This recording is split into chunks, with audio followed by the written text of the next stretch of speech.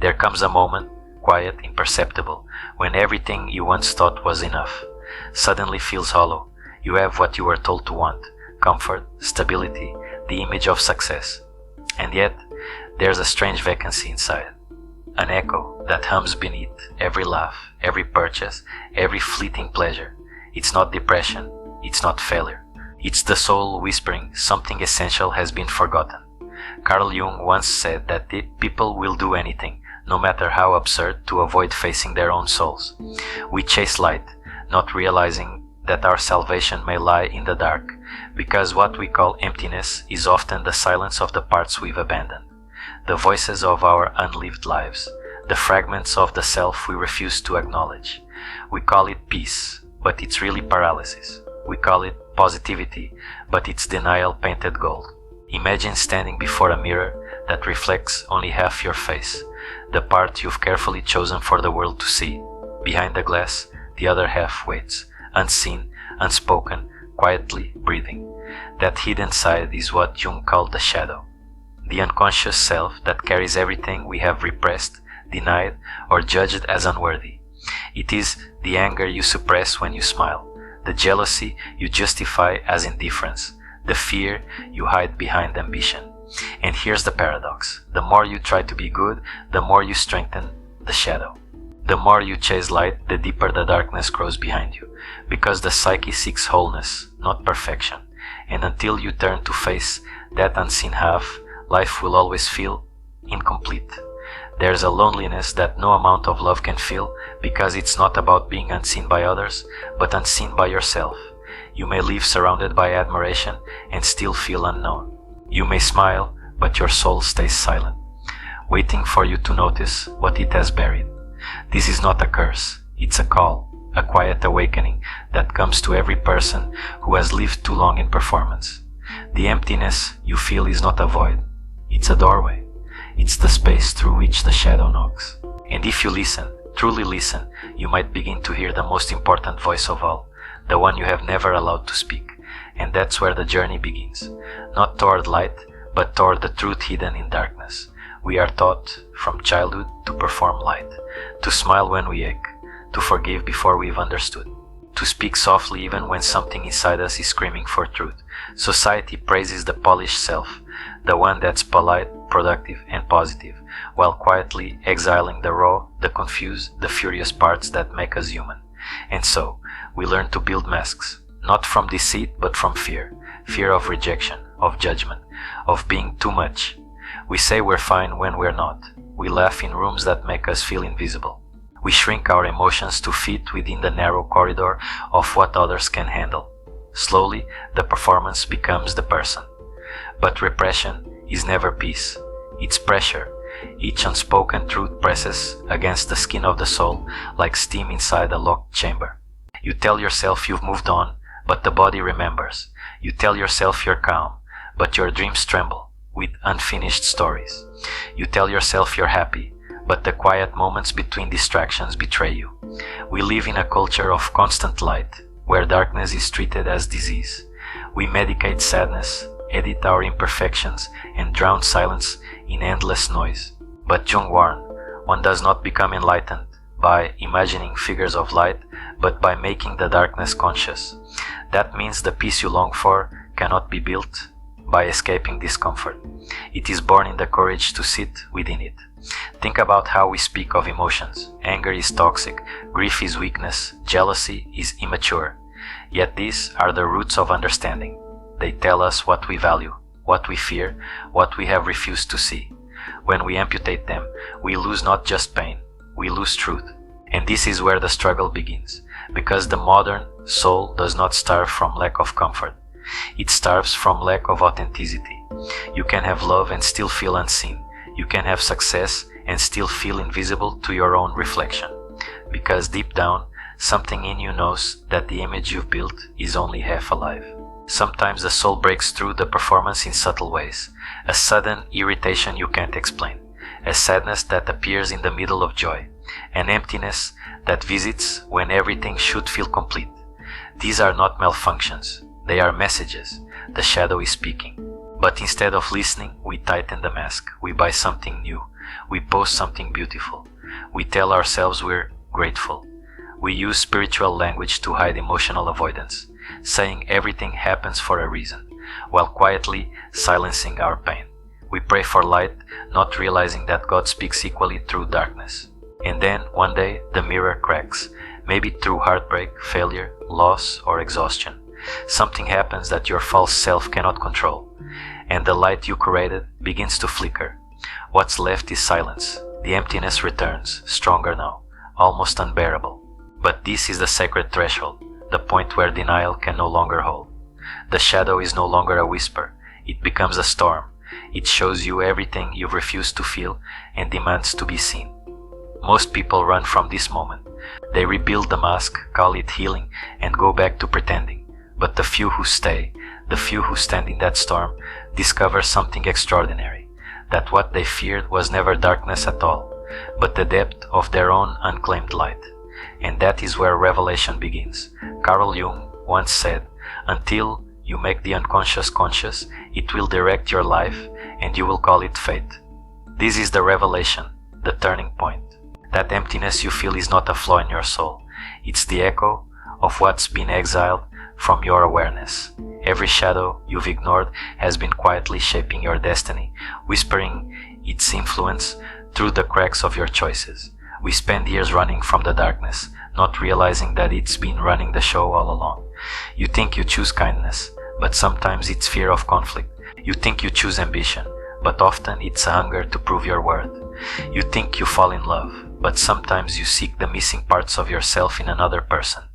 We call these patterns, but they are simply unexamined shadows, trying again and again to be seen. To integrate the shadow is not to conquer it, but to meet it. To look into the abyss and realize it's not an enemy, but a teacher. Because hidden in your anger is your ability to defend truth. Hidden in your envy is the map of your unlived potential. Hidden in your sadness is the depth of your capacity to love. The shadow is not darkness for its own sake. It's light that has been disowned. The human psyche is not a war between good and evil. It's a dialogue between what you accept and what you deny. And healing begins the moment that dialogue becomes honest. Imagine descending into a vast cavern beneath your consciousness. At first, you only see fragments, broken images of shame, guilt, and desire. But as your eyes adjust to the dark, you realize this cave is not hell. It's home. It's where your unspoken truths have been waiting for your courage to arrive. To face the shadow is to break the illusion of perfection. It's to admit, yes, I am capable of cruelty. Yes, I envy. Yes, I fear love, because it makes me vulnerable. And yet, none of this makes you unworthy. It makes you real. Because light that denies darkness is fragile, but light that includes it becomes unbreakable. The ancient Stoics knew this truth as well. Marcus Aurelius wrote, "Look well into yourself. There is a source of strength which will always spring up if you will always look." That strength does not come from denial. It comes from wholeness, from the harmony between your gentleness and your fury, your wisdom and your confusion. To integrate the shadow is to become complete, not perfect but whole. And in that wholeness, a strange peace appears, not the shallow calm of comfort, but the profound stillness of truth. When you no longer need to hide from yourself, every moment becomes clear. You begin to see that every emotion, every failure, every contradiction was never working against you. It was guiding you toward integration. You realize that enlightenment is not about rising above the human condition, but descending into it fully, until even your flaws become sacred. Because it is only in accepting our imperfection that compassion becomes possible. The man who has met his own darkness cannot condemn another for theirs. He sees himself in every broken soul, every act of ignorance, every desperate attempt to be loved. He knows that all cruelty is confusion, and all hatred is a cry for wholeness. This is the essence of Carl Jung's philosophy, to live without repression, to see the divine not just in the light, but also in the shadow that gives light its shape, to understand that darkness is not the absence of God. It is the part of creation we have not yet learned to love. When the shadow is denied, it becomes a demon. When it is faced, it becomes an ally. And when it is integrated, it becomes power. a power rooted not in dominance but in authenticity. And this is the great paradox. You were never empty. You were simply incomplete. The parts of you you feared are the very pieces that will make you whole. And once you see that truth, the question is no longer, how do I find light? But, how do I become the space where both light and shadow can belong? To know the truth is one thing. To live it, that is the true test. Integration is not a single revelation. It's a lifelong conversation with your own soul. Once you've met the shadow, you begin to notice its fingerprints everywhere. In the tone you use when you're tired, in the thoughts you silence before speaking, in the moments you avoid eye contact with yourself.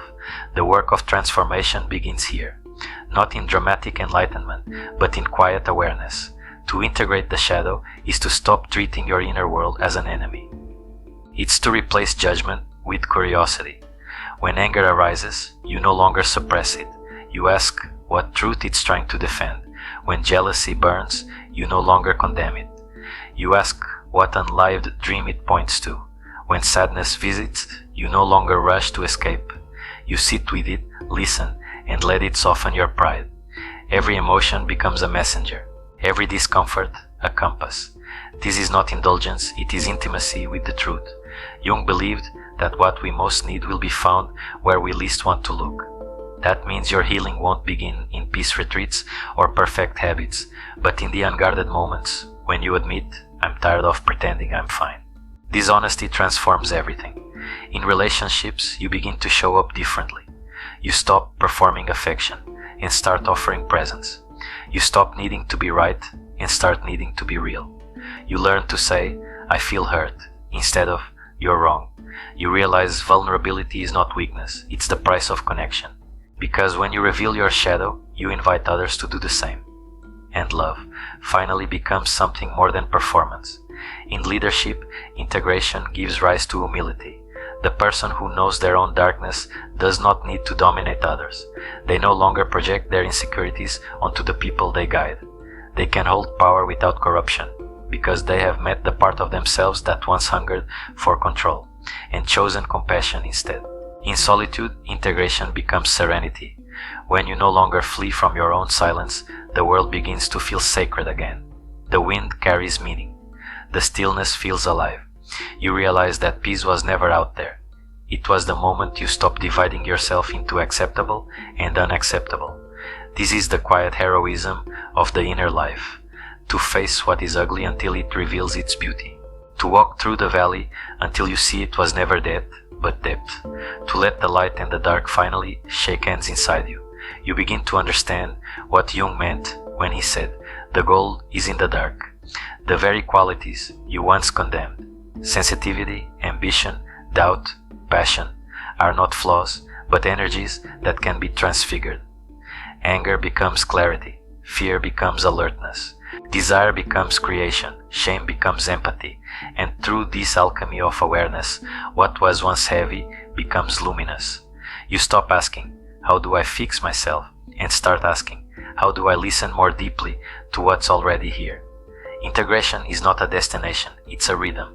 You fall, you notice, you understand, you rise. Each time a little more whole, each time a little less afraid. And one day, not suddenly, but subtly, you look in the mirror. And for the first time, you don't flinch. You see the light in your eyes, but also the darkness behind them. And you realize both are you, both are beautiful, both belong. That is transformation, not the creation of a new self, but the reunion with the one you've always been. And from that wholeness, a different kind of peace begins to rise. Not the peace of perfection, but the peace of truth. There comes a moment, after all the noise has settled, when the soul simply exhales. Not in victory, but in recognition. You are no longer chasing the light. You are no longer afraid of the dark. You are simply here. This is the quiet echo after transformation, when the war between who you are and who you pretend to be has ended. You realize there was never anything to fix, only something to see. The emptiness you once feared now feels different. It's no longer hollow, it's spacious. It's the stillness that makes music possible, the pause between heartbeats that gives rhythm to life. It is not loneliness, it's room for your soul to breathe. Wholeness was never about becoming more, it was about becoming honest. And honesty feels like peace. It's not loud, not radiant, it's subtle, quiet, steady, like sunlight diffused through clouds after a long storm. Carl Jung once wrote, "The privilege of a lifetime is to become who you truly are." But what he didn't say, what you now know, is that to become who you are, you must also embrace who you were. Every regret, every mistake, every silence, they are not stains, they are brushstrokes. And when you step back far enough, you begin to see the portrait they've painted, not of perfection, but of depth. The shadow doesn't disappear, it integrates, it walks beside you now, no longer chained, reminding you that the light within you is real precisely because it knows the dark. You begin to live differently, slower, softer, wiser, not because you've transcended pain, but because you've befriended it. The Stoics call this tranquility, not the absence of chaos, but the calm that remains within it. To see clearly without judging, to love without possession, to walk the world without the need to prove your worth. And perhaps this is what it means to awaken, to no longer seek escape from the human experience, but to finally participate in it, fully, vulnerably, truthfully. You look again at your reflection, the same face, but the eyes have changed. They carry light and shadow together now, and for the first time you recognize them as one. You smile, not out of pride, but understanding. The emptiness is gone, not because you filled it, but because you finally realized it was never empty at all, just waiting for you to come home. And in that homecoming, you are whole.